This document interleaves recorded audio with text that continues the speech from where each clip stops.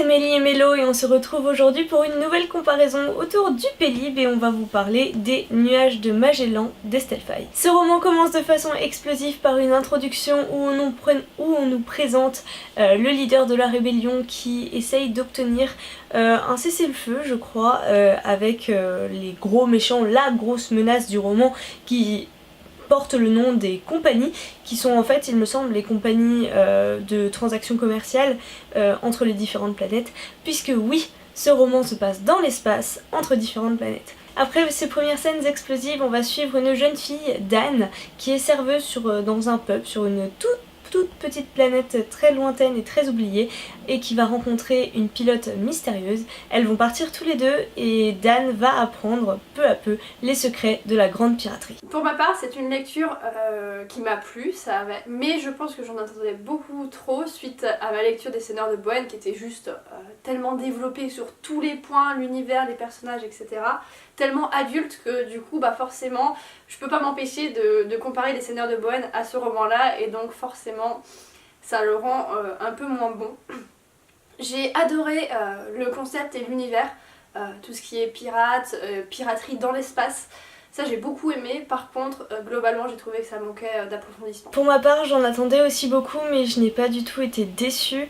C'est vrai que comparé au Seigneur de Bohême, je rejoins Mélo, il y a un manque d'approfondissement, il y a un manque de détails qui est évident bien sûr, mais je pense que c'est parce que le public visé n'est pas le même. Les Seigneurs de Bohême c'est clairement de la fantasy adulte, alors que là bon, on oscille entre jeunesse et young adulte je pense, mais c'est vrai que même dans le cadre d'une lecture young adulte, moi j'aurais aimé en avoir plus, voilà, beaucoup plus, parce que je sais qu'Estelle Faye en est capable. Elle a fait un travail merveilleux avec les Seigneurs de Bohême en termes d'univers, et là je suis restée sur ma faim. Mais j'ai adoré le concept. J'aime beaucoup le concept de ces échanges commerciaux dans l'espace, de ces différentes planètes, même si habituellement c'est pas mon truc. Je pense que ce que j'ai préféré et ce qu'on retrouve aussi dans les Seigneurs de Bohême, c'est la création d'une histoire en fait. C'est-à-dire qu'on débarque pas dans un présent sans histoire. Là il y a tout un fond. Et ce fond c'est la grande piraterie qui va finalement être un peu le fil conducteur de tout le reste. La grande piraterie qui est là pour protéger la liberté des pilotes et donc qui deviendra, qui était déjà et qui devient le symbole de la rébellion. J'ai adoré ça. C'est vrai que le côté pirate c'est vraiment très intriguant. Par contre, justement, pour expliquer un peu ce manque d'approfondissement, on a le détail de l'histoire des pirates, enfin on sait pourquoi ils sont là, qu'est-ce qu'ils ont fait entre guillemets. Mais par contre, à aucun moment on assiste à une scène de piraterie et ça c'est vraiment dommage parce que ça aurait pu être très fun à lire. On a quelques extraits, mais c'est vrai que c'est très rapide et comme franchement je suis entièrement d'accord avec Mélo, ça manque d'approfondissement, mais ça n'empêche que moi de mon côté ça m'a beaucoup plu. En fait ça va avec la construction du récit qui est quelque chose que j'ai beaucoup aimé aussi et quelque chose qu'on retrouve également dans les Seigneurs de Bohême, c'est ces passages entre présent et passé, donc des souvenirs. Et dans ces souvenirs on retrouve les mêmes protagonistes, au moins un des protagonistes qui faisait partie de la grande piraterie. Et donc c'est à cette occasion là qu'on a un point de vue interne de la grande piraterie et qu'on voit quelques abordages de planètes. Elle nous raconte aussi quelques guerres, donc de ce point de vue là ça va, mais ça manque de détails. En fait le roman est quand même assez court, il y a moins de 300 pages et clairement on aurait pu rajouter une bonne centaine de pages et ça nous aurait peut-être permis d'avoir plus de détails et que ce soit plus complexe aussi. En termes de construction du récit, entre passé et présent, on se retrouve en fait dans une fuite, puisque Dan et la pilote, dont j'ai oublié le nom, vont fuir les compagnies qui poursuivent soit l'une, soit l'autre, soit les deux, c'est pas très clair. Ça laisse un petit peu un flou assez intéressant. Et donc au cours de ce voyage, enfin de cette fuite, qui est finalement je pense un voyage initiatique pour Dan, pour la serveuse, elle va beaucoup évoluer. On va découvrir différentes planètes, il y a à chaque fois beaucoup de rebondissements. En fait il n'y a pas de période calme où tout va bien, tout se passe bien. Ça donne du rythme, ça donne de la dynamique. Ouais, enfin encore que le rythme il n'est pas non plus très fort non plus. C'est une fuite, mais c'est quand même une fuite relativement calme. Il arrive des choses, mais c'est pas... je peux pas dire que c'est de l'action, qu'on est au cœur de l'action. Pour moi, c'est pas le cas. Surtout comparé au début explosif du prologue, La suite est nettement plus calme. Le prologue, effectivement, je l'ai trouvé, je l'ai pas trouvé excellent au sens où ça introduit bien l'univers, mais par contre, on en est très loin après, quoi.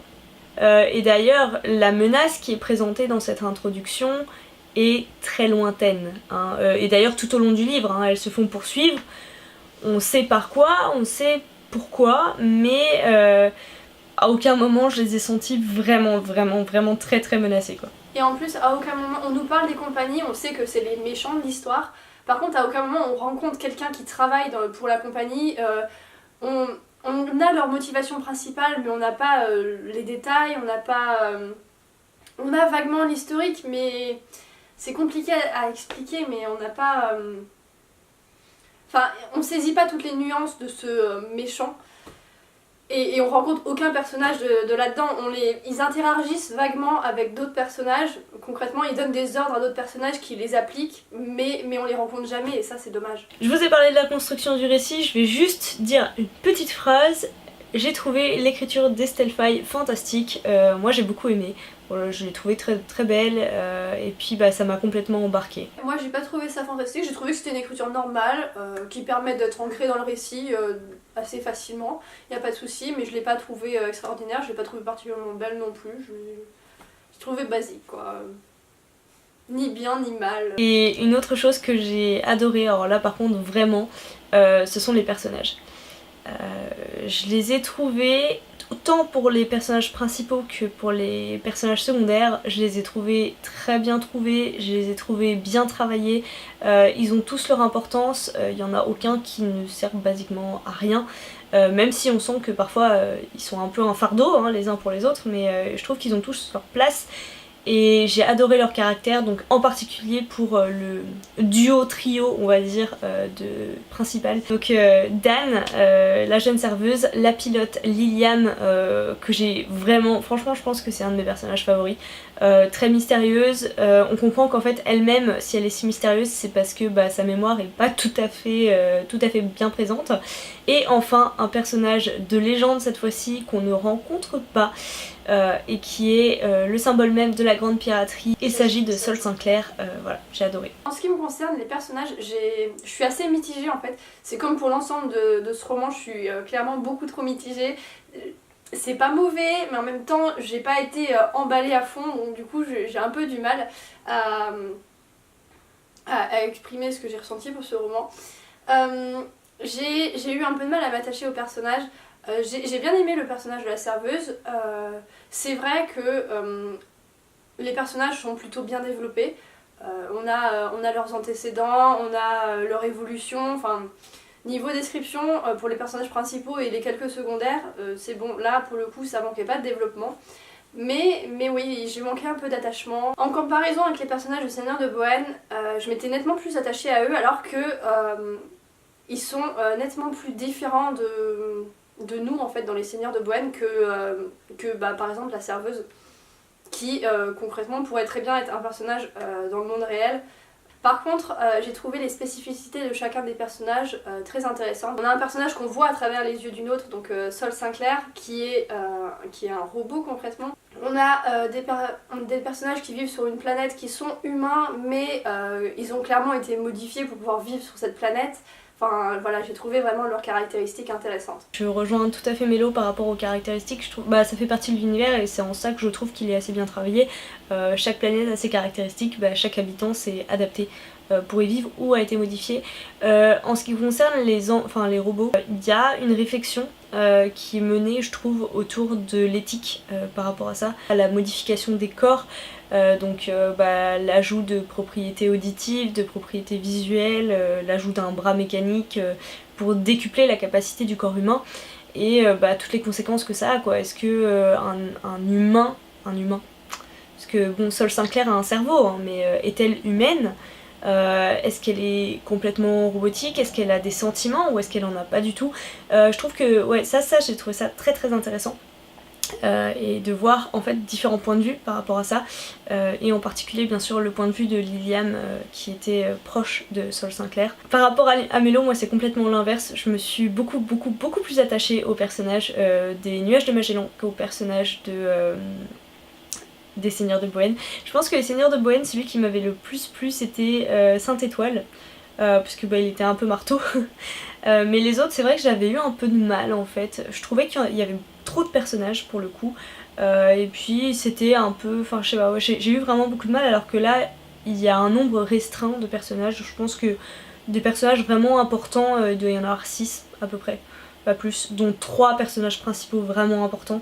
Et ceux-là, je les ai dans mon cœur et j'aimerais bien pouvoir les rencontrer en vrai. Ce qu'on peut dire aussi, c'est que ce roman ne tourne pas autour d'une romance.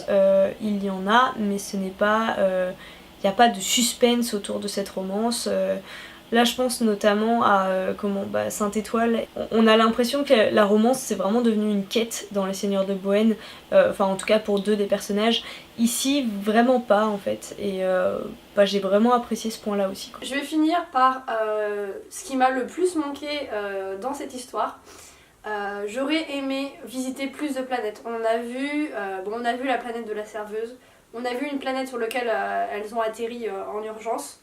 Et on a découvert une planète un peu cachée. Mais on n'a pas vu grand chose d'autre, et j'aurais aimé en avoir une ou deux de plus. Et en même temps, l'univers c'est tellement large qu'on peut développer à l'infini. Mais voilà, j'aurais peut-être éventuellement voir une planète un peu moins hostile que les autres, qui fait un peu plus rêver. Et ce qui m'a manqué aussi, c'est que les problématiques du temps et du carburant ne sont pas abordées. Surtout la problématique du temps, éventuellement le carburant. On comprend qu'il faut qu'elle se recharge, mais bon, on sait pas. Est-ce que tout, c'est le même carburant sur chaque planète, comment ça se passe, etc. Ça on n'a pas du tout, mais bon, à la limite, soit si c'est young adulte, peut-être pas forcément besoin de développer plus. Par contre, la problématique du temps, j'ai vraiment beaucoup de mal avec ça, parce que j'ai l'impression qu'ils voyagent de planète en planète comme nous on voyagerait, on prendrait notre voiture pour aller d'une ville à une autre, alors que concrètement dans l'espace, on met des années-lumière à aller d'un endroit à un autre. Enfin voilà, c'est pas du tout expliqué. Elle aurait peut-être éventuellement pu dire que y a une technologie qui permet d'aller très très vite et de complètement mettre de côté cette problématique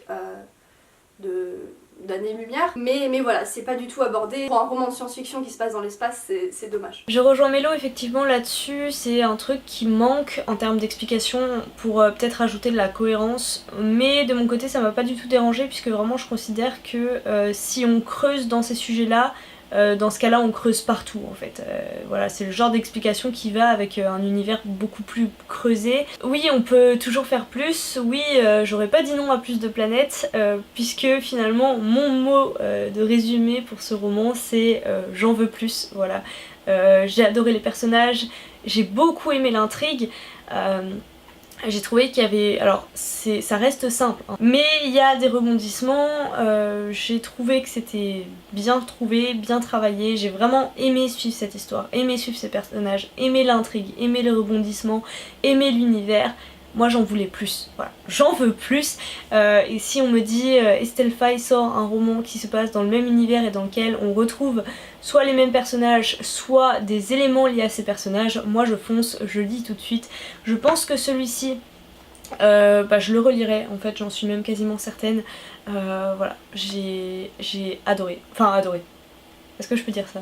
Je pense pas que ce soit un coup de cœur, c'est pas un roman qui m'a hantée pendant des jours, mais c'est une lecture excellente pour moi, que j'ai vraiment beaucoup aimé, et qui pour l'instant est mon préféré des lectures que j'ai faites pour le Pélib. Donc vous vous en doutez, sans aucune surprise, il fera partie, comme je le pensais d'ailleurs, de ma sélection des 5 finalistes. C'est une très belle découverte, et je pense que c'est mon favori, voilà. Ouais. J'espère Alors qu'il va pour gagner. ma part, je suis pas aussi marquée que Mélie. Au contraire, j'ai même beaucoup de mal pour voter pour ces 5 finalistes, parce que je sais pas du tout si je vote pour celui-ci ou pas, parce que c'est une bonne lecture, mais en même temps elle m'a pas marquée, et il y a rien qui... elle est originale, l'histoire est originale, c'est vrai, il y a quand même des éléments qui sortent de l'ordinaire et tout ça, mais voilà, je me dis qu'il y a peut-être d'autres romans qui sont mieux ou qui sont plus complexes, et donc voilà, je sais pas si je vais pouvoir voter pour lui, et si je vote pas pour lui, est-ce que celui pour lequel je vais voter vaudra vraiment le coup, parce que finalement celui-ci est pas si mal non plus, enfin c'est compliqué. Du coup pour l'instant je sais pas du tout s'il aura sa place dans les 5 finalistes. De toute façon on fera certainement une vidéo bilan de notre vote pour les 5 finalistes, donc vous aurez la réponse à ce moment là et moi aussi j'espère. Voilà, cette comparaison est finie, on espère qu'elle vous aura plu, n'hésitez pas à nous dire si vous avez lu ce roman, est-ce que vous en avez pensé, est-ce que vous aviez lu aussi Les Seigneurs de Bohême et du coup est-ce que vous avez ressenti ce décalage entre ces deux romans ou pas. En attendant on vous souhaite de très bonnes lectures jusqu'à notre prochaine vidéo.